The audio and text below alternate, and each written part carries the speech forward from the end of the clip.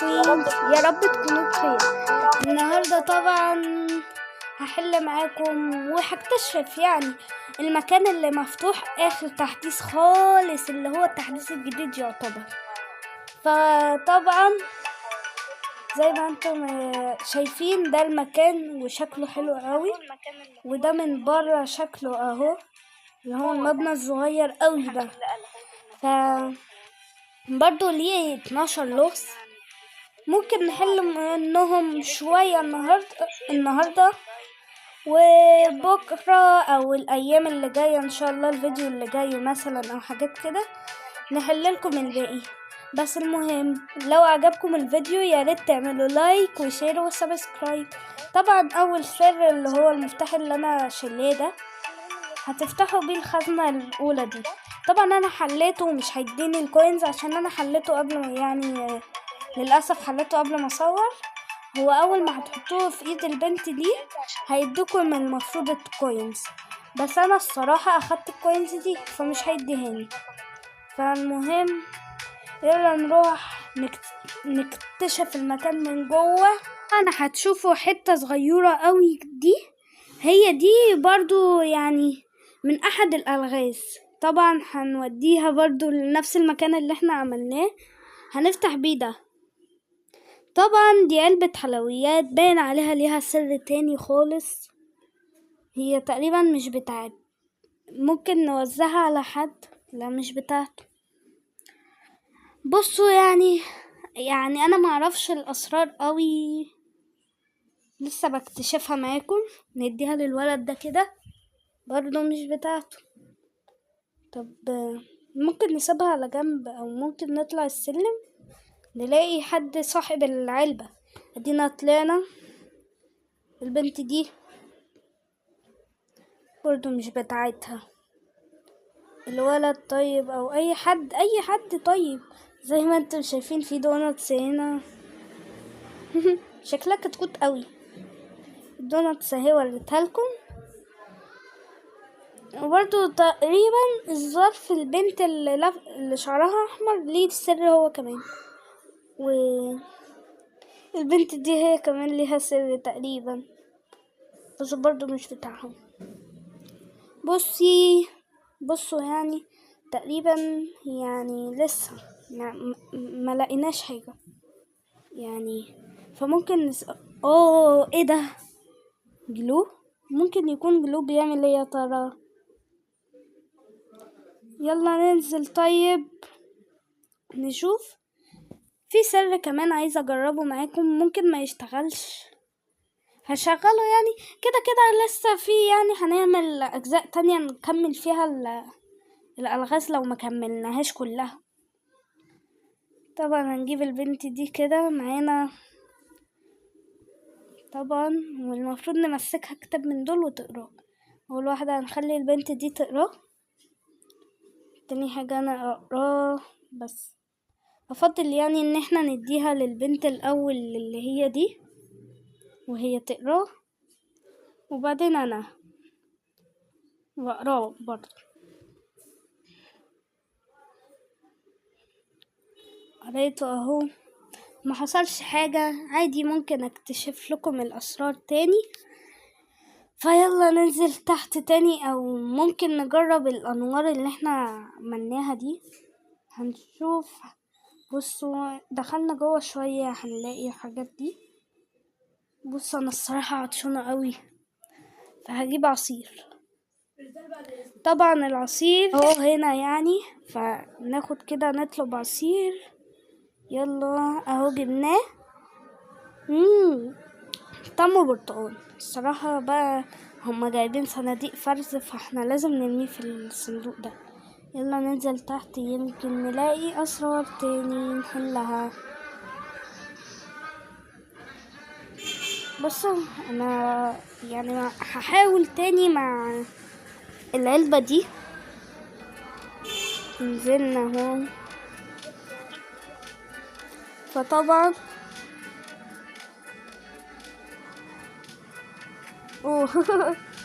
الصورة دي ليها لغز لوحدها اصلا، يعني ليها لغز لوحدها من غير اي حاجة. فطبعا لازم نعرف اللغز ده لازم. بس بصوا المفتاح الرابع ده، نروح مكان ما احنا كنا واقفين للغزين اللي فاتوا اللي احنا حليناه، اللي يعني تاني واحد ما حليناهوش كامل. فيلا يلا بينا كده نروح، يلا نروح.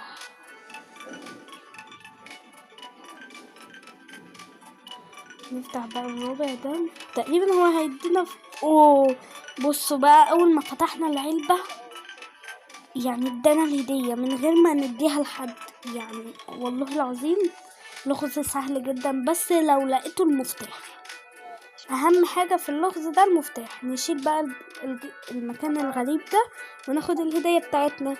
نشوف هي كام كوين. 2. هما مش كتار قوي بس حلوين، يعني اللي هممهم الكوينية الواحدة. ونطلع فوق، ممكن نديها للبنت التانية يعني بس ما اظنش ان هي بتاعتها يعني.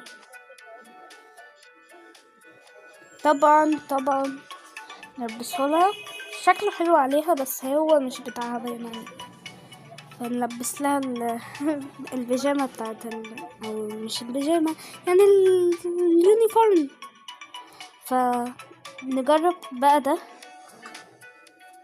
طبعا هو ليه مش شغال؟ دي بتطلع انوار صغنونة.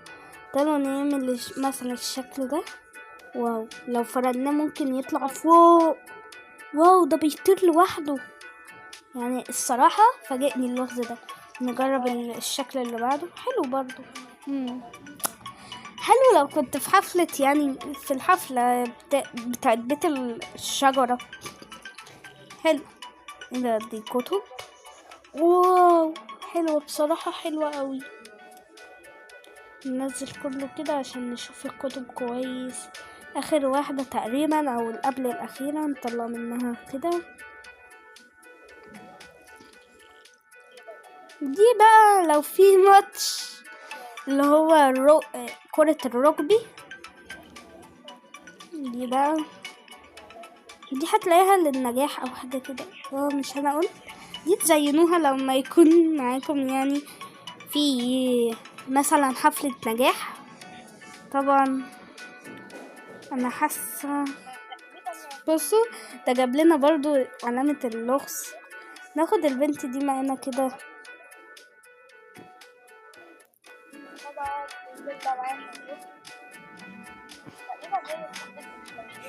هي ممكن تكون صاحبة الحلويات، اكيد ليها لغز يعني.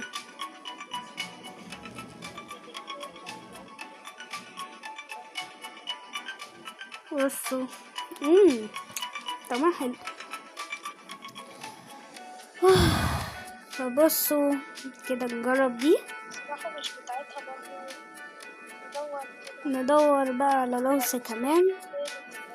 بصوا الصورة ليها لغز، والكرة دي تقريبا ملهاش لغز، هي تقريبا بتاعت الولد اللي احنا سايبناه الكورة.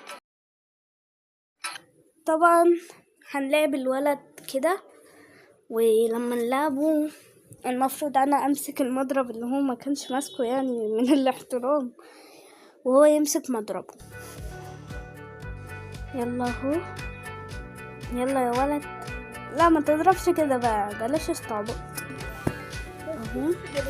واو، ده احنا اول ما رمينا بس الكورة كسبنا الهدية. يلا نسيب بقى المضرب اللي لونه وحش قوي ده، يمكن يطلع لنا مضرب احسن منه. يا اختي بتاع شكلها كيوت قوي. هما بيغلفوه بشكل حلو، بس واو المضارب انا ما خدتش بالها ان هما كده. طبعا 3 كوينزات حلوين، يعني حلوين برضه للي بيحبوا التفاصيل. طبعا للبط ده لغز والصراحة مش عارفة، فطبعا هحاول احله. طبعا يلا نجرب اللغز ده هو تقريبا الجو بقى هدوء شوية. يلا انا هديت الدنيا كده، مفيش الشنطة مش لاقياها. دي في الدور اللي فوق. يلا نطلع الدور اللي فوق. ايه ده، انتي رايحة فين يا الافاتار بتاعي انتي؟ تعال يلا. طبعا انا حاسة للمس دي ان ليها لغز. تعالوا نجرب نمسك الموبايل ده. هو مش موبايل يعني، بتكلم في الموبايل بيه. يعني زي العدة او